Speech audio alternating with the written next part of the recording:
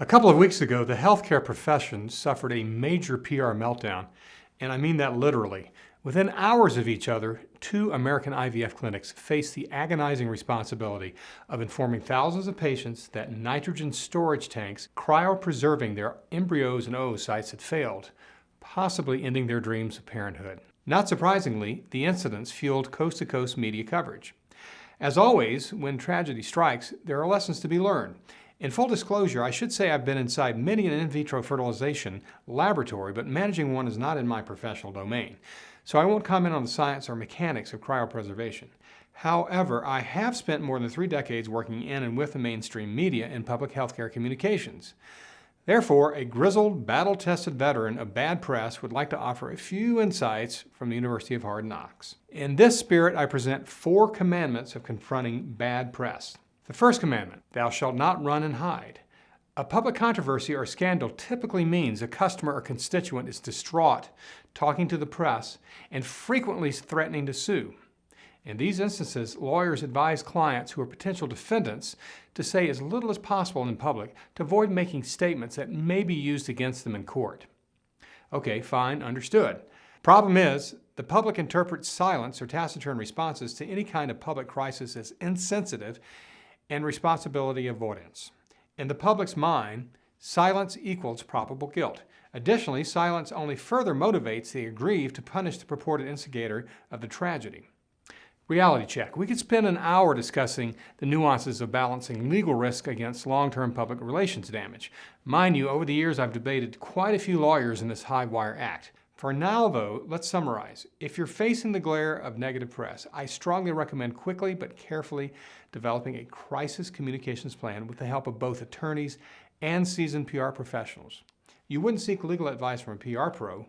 Why would you accept PR advice from a legal expert?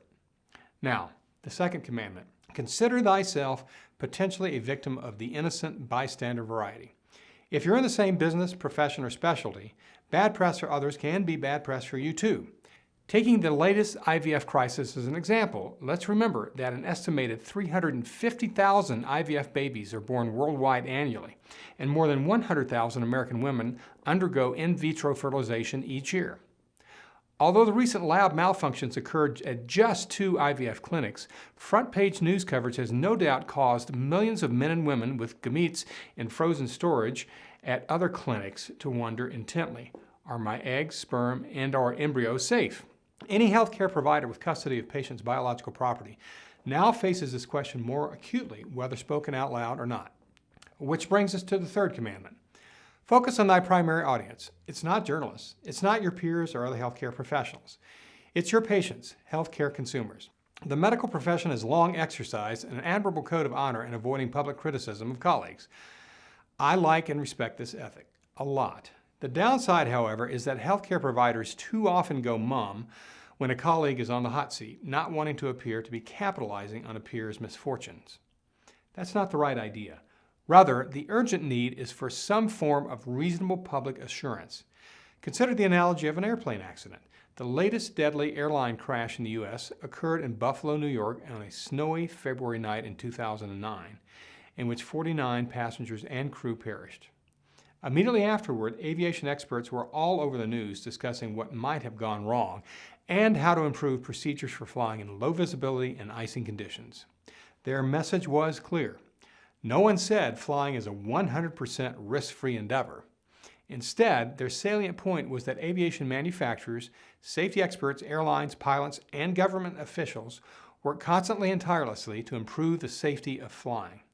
Since 9/11, there have been only 4 commercial airline crashes in the U.S., claiming a total of 391 lives.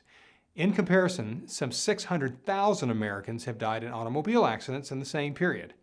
That's 1,500 times as many. Yet, we climb into cars and planes every day with the assurance that airbags, seat belts, incessant inspections, government oversight, and advancing computerization make planes and cars reasonably low-risk forms of transportation.